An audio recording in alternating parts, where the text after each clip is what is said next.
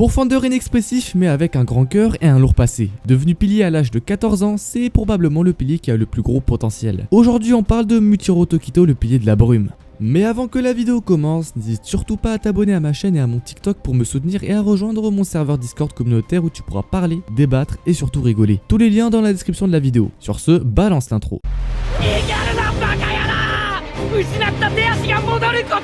人食い鬼はそうやって増える。何が楽しい、何が面白い、甚だずうずうしい、身の程をわきまえる。俺は縁柱煉獄杏寿郎。やはりお前は鬼になる。煉獄さん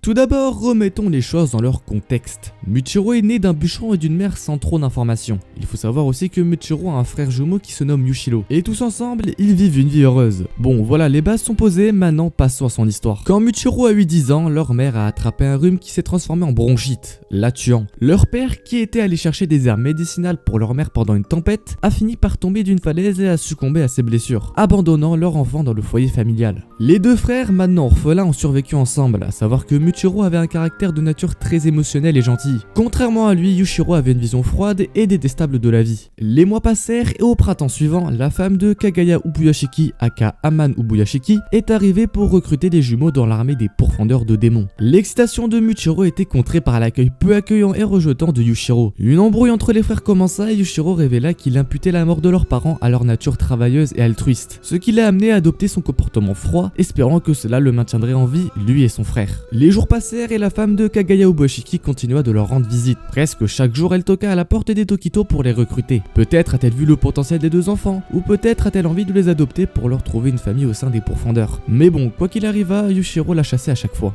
L'été suivant, alors que les jumeaux avaient 11 ans, un démon est arrivé dans leur cabane pendant la nuit et les a attaqués, faisant perdre son bras gauche à Yushiro alors qu'il tentait de protéger Muichiro. Alors que le démon les harcelait pour leur inutilité, Muichiro s'est perdu dans une rage inhabituelle et a détruit le démon avec tous les outils à leur disposition, à savoir des bûches de bois. Au lever du soleil, le démon s'est flétri en cendres et Muichiro s'est traîné jusqu'à la maison. Là, il trouva Yushiro, près de la mort en train de prier le ciel pour que son frère survive. Il s'est allongé à côté de son frère et lui a saisi la main alors qu'il mourait. Yushiro lâcha son dernier souffle, laissant derrière lui un garçon qui avait perdu tout ce qu'il avait eu dans la vie. Il ne lui restait que la rage et la vengeance. Aman et ses filles sont arrivés plus tard pour soigner un Muichiro grièvement blessé. Par la suite, Muichiro perda ses souvenirs et laissa son ancienne vie derrière lui pour servir l'armée des pourfendeurs de démons. En raison de sa force prééminente et de son entraînement très poussé, il a rapidement atteint le rang de pilier en à peine 2 mois, ce qui, je le rappelle, est ultra aberrant. En temps normal, il faut près de 5 ans d'entraînement pour espérer le devenir, et dans ces 5 ans, il faut au moins survivre.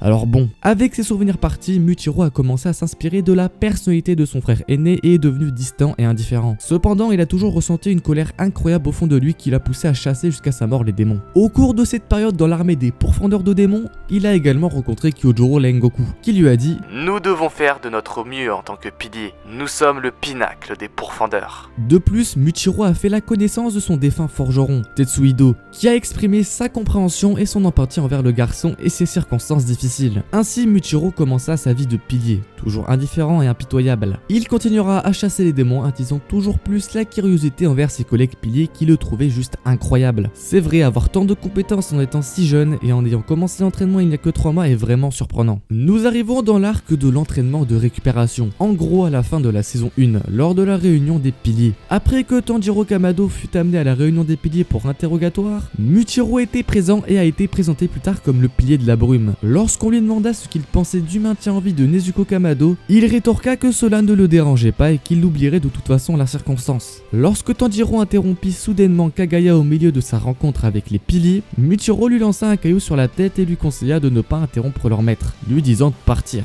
Dans l'arc du train de l'infini, eh bien il n'est pas apparu. Ah si, regardez.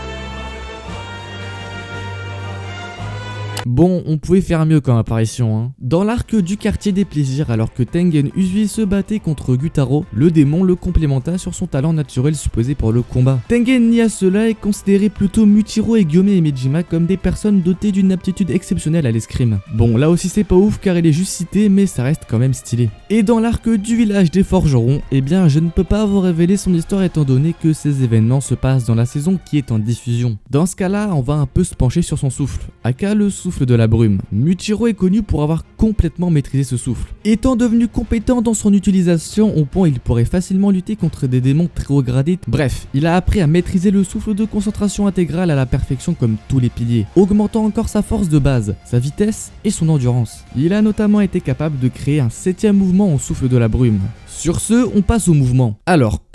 Premier mouvement, nuage bas et brouillard distant. C'est juste un coup de sabre frontal. Dit comme ça, c'est pas ouf, mais ça reste le mouvement qu'il utilise le plus, donc chute. Deuxième mouvement, brume stratifiée. Muichiro déchaîne plusieurs coups l'un sur l'autre, en succession rapide, ce qui rajoute un petit effet stylé sur l'animation de sa brume. Troisième mouvement, explosion désambuyante. Un coup de sabre circulaire qui repousse les attaques et projectiles des ennemis. Une attaque donc très défensive, quelque chose d'assez rare dans les souffles qui se veulent assez offensifs. Quatrième mouvement, coup de sabre advectif. Attends, qu'est-ce que ça veut dire advectif? Définition de advectif. L'advectif est un terme utilisé dans le domaine des sciences, en particulier la météorologie ou l'océanographie. Il se réfère au processus d'advection qui consiste en un mouvement horizontal d'une masse fluide, comme l'air ou l'eau, entraînant un transfert de ses caractéristiques. Bon bah on va dire que c'est un mouvement rapide de la gaine qui est horizontal, mais qui est sacrément stylé quand même. Cinquième mouvement, brume de mer. Muichiro charge à grande vitesse une attaque vers l'ennemi et déclenche une rafale de coups de sabre. Sixième mouvement, brume au clair de lune. Muichiro saute haut dans les airs et envoie une série d'innombrables coups à distance vers le bas. Et le mouvement créé par Muichiro, septième mouvement, brouillard. Une technique dans laquelle Muichiro change radicalement le tempo dans son mouvement pour désorienter l'ennemi. Lorsqu'il se montre, sa vitesse paraît extrêmement lente. Mais lorsqu'il se cache, il bouge en un clin d'œil. Ouais, donc c'est vraiment une attaque de fou.